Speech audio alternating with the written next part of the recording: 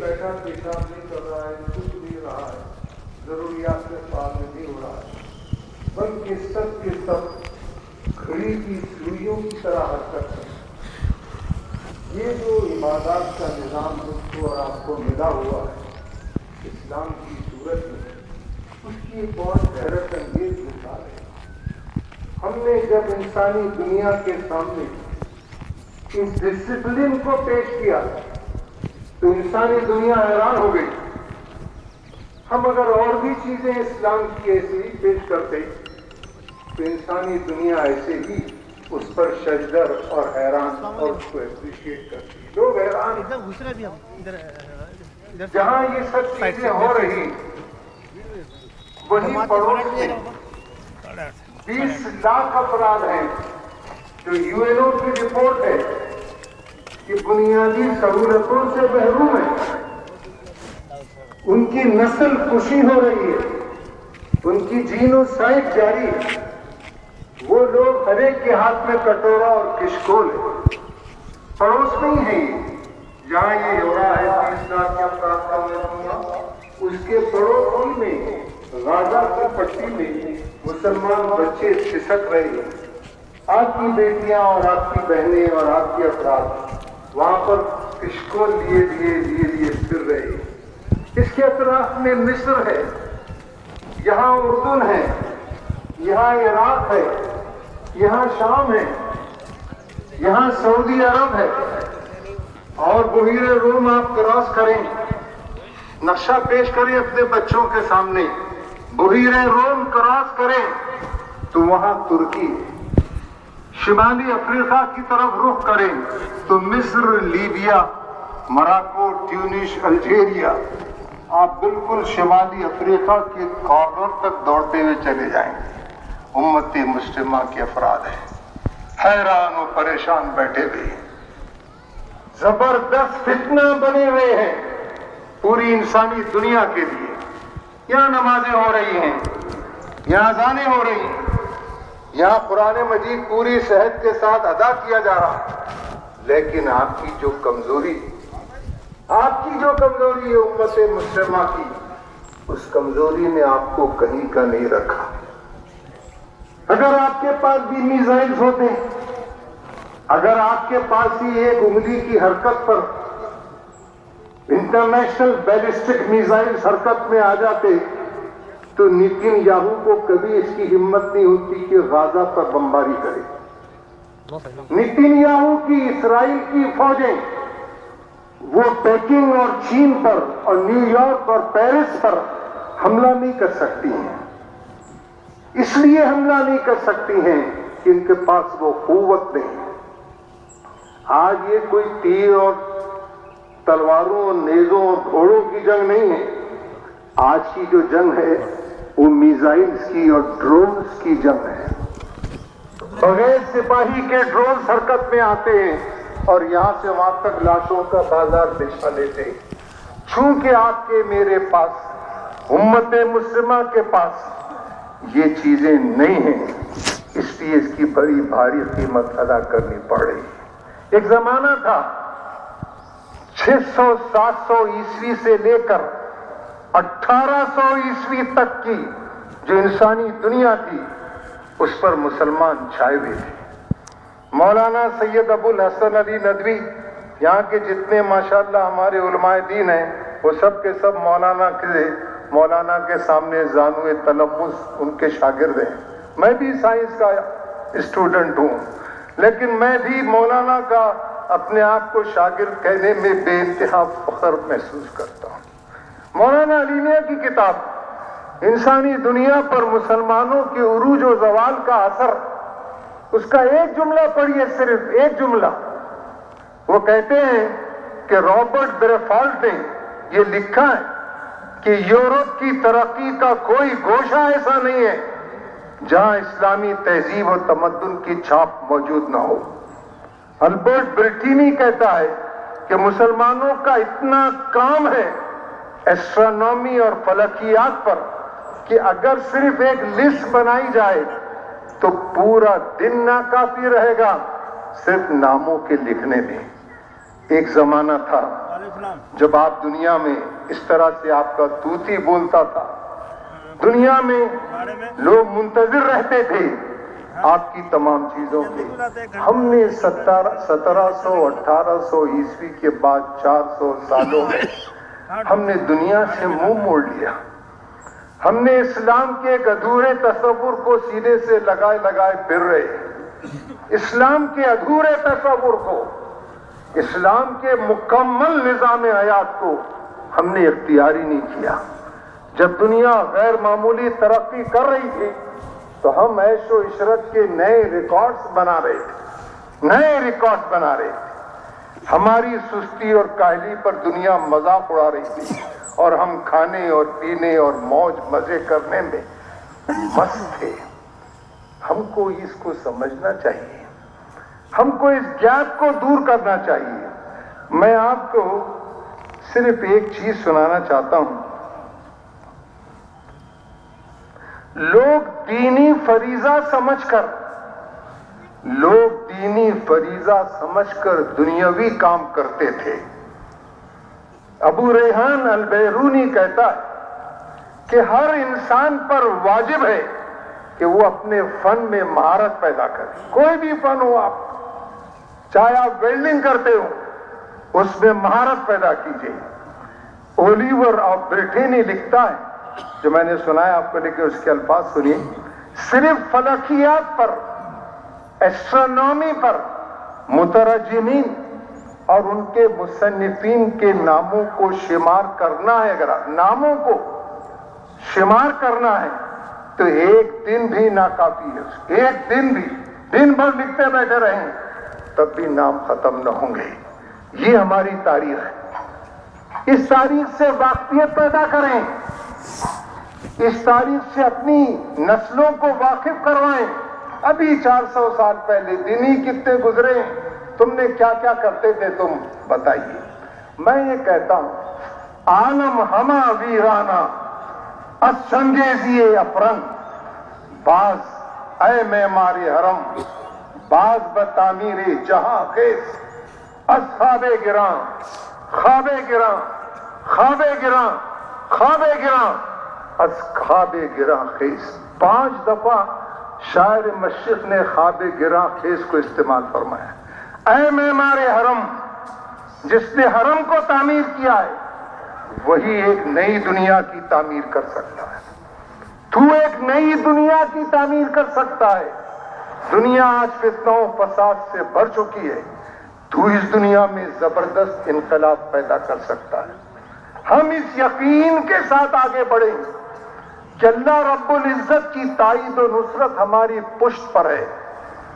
فرشتے کھڑے ہیں نحن اولیاؤکم فی الدنیا والآخرہ کہتے ہوئے. ہم تمہارے لیے دنیا میں بھی دوست تھے اور آخرت میں بھی دوست تھے. آئیے آگے بڑھیے. ہمارے سالار کارواں حضور نبی کریم صلی اللہ علیہ وسلم، کیا تصور پیش کیا انہوں نے.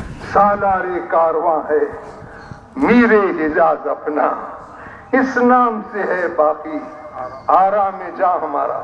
ہم کوئی بے قائد اور بے سردار تھوڑے ہی ہیں. اللہ کے رسول صلی اللہ علیہ وسلم بنفس نفیس ہمارے سالار ہیں. ہمارا مالک کائنات ہے جس کی تائید و نصرت ہمیں حاصل ہے. بے خوف ہو کر کام میں لگ جائیں، ملک کے عزیز کی ضرورت بن جائیں. خیر الناس من ینفع الناس، انسانوں کے لیے سب سے بہترین فرد بن جائیں. ہر میدان میں مہارت پیدا کریں، ہر میدان میں مہارت پیدا کریں. یہ بہت ضروری ہے. آپ اگر حافظ قرآن ہیں تو یہ نہیں کہ 10-12 رکوع ہوئی میں پوری اپنی امامت کی زندگی گزار دیں، بلکہ پورے قرآن پر نظر ہو. جہاں آپ سے کہا جائے وہاں سے قرآن سنانا شروع کر دیں. اگر آپ ایک سائنسداں ہیں، بہترین زبردست قسم کی سائنسی تحقیقات میں اپنے آپ کو لگائی. ہر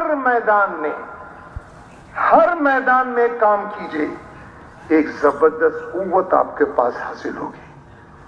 آپ جہاں رہیں گے، دنیا کے جس کونے میں آپ رہیں گے وہاں انسانوں کی آپ ضرورت بن جائیں گے. ہم کو انسانوں کی ضرورت بن جانا ہے. ہماری شناخت یہ ہے کہ ہم سخت محنت کے عادی ہیں. ہمارے گھروں کی شناخت یہ ہے کہ وہ ہمارے اسلامی قلعے، ابھی مولانا ارشاد فرما رہے تھے، ہماری بہنوں اور بیٹیوں وہ طے کر لیں کہ اپنی آغوش میں نئی نسل کی تربیت کریں گی، نئے انسان مہیا کریں گی جو دینی اور دنیاوی ہر اعتبار سے بہت مضبوط رہیں گے. کون روک رہا ہے آپ کو؟ ہماری سستی اور کاہلی ہمیں ہمارے آڑے آ رہی ہے. اس کو جھٹک دیجیے. سخت محنت کو شعار بنائیے. آپ کی پہچان کیا ہے؟ ہماری پہچان یہ ہے کہ ہم ایسے کپڑے پہنتے ہیں جس میں پسینہ اچھی طرح جذب ہو سکتا ہے. ہمارے خلیفہ راشد سیدنا عمر نے فرمایا تھا، میری یہ پھٹی ہوئی عبا بہت اچھی ہے اس لیے کہ پسینے کو اچھی طرح جذب کر سکتی ہے. سخت محنت کی عادت ڈالیے اور غفلت سے چونکیے. میں دو باتیں بھی آپ سے سفارش کروں. ہم غفلت میں اتنے سرشار ہیں، ہماری 95% آبادی جانتی ہی نہیں ہے کہ ہم نماز میں کیا پڑھ رہے ہیں. ابھی خطبہ پڑھیں گے صاحب حافظ ذاکر صاحب، تو ہم کو خطبے میں کیا کہا جا رہا ہے نہیں معلوم. یہاں پڑھے لکھے افراد بھی بیٹھے جو تھوڑے علماء حضرات ہیں جن کی تربیت وغیرہ ماشاءاللہ اچھی ہے، وہ سمجھتے ہیں. ہم صرف حافظ صاحب کی دعا کے اس حصے کو سمجھیں گے جو بہت طویل دعا کرتے ہیں، اردو زبان میں کرتے ہیں. ہم کو صرف نہیں سمجھ میں آئے گا. یا ابت افعل ما تؤمر ستجدونی انشاءاللہ من الصابرین. اے محترم باپ، آپ کر گزریے جس کا آپ کو حکم دیا جا رہا ہے. انشاءاللہ مجھے آپ صبر کرنے والوں میں سے پائیں گے. اس ولولہ انگیز جملے کو ہم سمجھتے ہی نہیں ہیں. ہم قرآن کو سمجھتے ہی نہیں ہیں. ہم عربی زبان سے ناواقف ہیں. تھوڑی سی انگریزی بولتے ہیں تو اپنے آپ کو شیکسپیئر کا بیٹا ہی سمجھتے ہیں. ارے عربی زبان سیکھیے، ان کو چھوڑیے مت. علماء کو چین سے بیٹھتے مت دیجیے. ان سے کہیے کہ ہم کو عربی پڑھائیں، ہمارے بچوں کو عربی پڑھائیں. بڑا طویل معاملہ ہے، اس پر اتنا وقت نہیں ہے. میں آپ کو آخر میں آخری بات پر یہ بات عرض کر رہا ہوں کہ میں نے آپ سے عید الفطر کے موقع پر بھی یہی بات آپ سے کہی. آج بھی میں وہی بات آپ سے کہنا چاہتا ہوں. مصر کے مرد آہن عمر مختار سے جب پوچھا گیا کہ تم کب سرنڈر کرو گے اٹالین افواج کے سامنے، تو عمر مختار نے تاریخ بنا دی یہ جملہ کہہ کر، وی ول نیور سرنڈر. ہم کبھی سرنڈر نہیں کرتے. وی ون اور وی ڈائی. یا تو ہم جنگ کرتے جیت جاتے ہیں یا ہم مر جاتے ہیں، یا ہم غازی ہیں یا ہم شہید ہیں. آئیے ایک تاریخ بنائیے، عزم اور حوصلے کے ساتھ میدان میں اتریے. دنیا آپ کی منتظر ہے. اپنے آپ کے خلاف قراردادیں پیش کیجیے، اپنے آپ سے سخت مطالبات کیجیے کہ میں زندگی کا ایک ایک لمحہ اسلام کی تعلیم پر تربیت میں اس کی رہنمائی میں گزاروں گا. وآخر دعوانا ان الحمدللہ رب العالمین. جزاکم اللہ ڈاکٹر صاحب. سالار کارواں ہیں، سالار کارواں ہیں میرے حجاز اپنا، ہے اسی نام سے باقی آرام جاں ہمارا. اللہم صلی علی محمد وعلی آل محمد کما صلیت علی ابراہیم وعلی آل ابراہیم انکا حمید مجید. بھائی مقررین کثرت سے ہے، ان سے درخواست ہے کہ اپنے وقت میں جن کو 10 منٹ دیے گئے 10 منٹ میں، 5 منٹ دیے گئے 5 منٹ میں. میں بڑے ادب سے جناب حافظ محمد شریف صاحب نظامی سے درخواست کروں گا کہ وہ نمائندہ کونسل کی جانب سے قرارداد پیش کریں.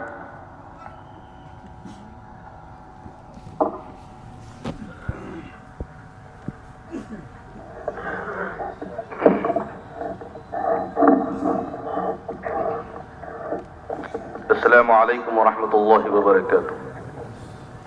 الحمد للہ رب العالمین والصلاة والسلام علی سید الانبیاء والمرسلین وعلى آلہ الطیبین الطاہرین واصحابہ الاکرمین اجمعین. اما بعد فاعوذ باللہ من الشیطان الرجیم. بسم اللہ الرحمن الرحیم.